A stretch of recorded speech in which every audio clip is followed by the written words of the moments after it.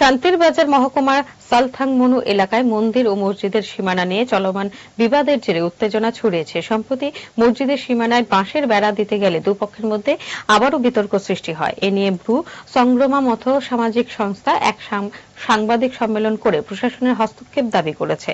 সংস্থার পক্ষ থেকে মহকুমা শাসক ও পুলিশ প্রশাসনের কাছে লিখিত আবেদন জানানো হয়েছে। সংস্থার সাধারণ সম্পাদক খনারাম রিয়াং জানিয়েছেন, দ্রুত সমাধান না হলে ভবিষ্যতে বড় ধরনের সংঘর্ষের আশঙ্কা রয়েছে। এই ব্যাপারে তদানীন্তন জেলা শাসক মহোদয় এবং এসপি মহোদয় তদানীন্তন দক্ষিণ ত্রিপুরার ওনাদের কাছে আমরা একটা লিখিত আবেদন করেছিলাম, যেগুলা গ্রেড করা হয়েছে সেটাকে পূরণ করা বা একজিউল করার জন্য।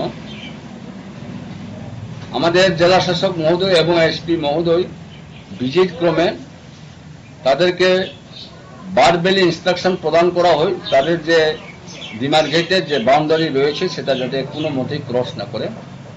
উপরন্ত মহকুমা শাসক থেকে শুরু করে ডিসিএমরা বারবার ভিজিট করেছেন এবং এখানকার মানপাথরের দায়িত্বপ্রাপ্ত ওসি সাহেব উনিও সঙ্গে ছিলেন।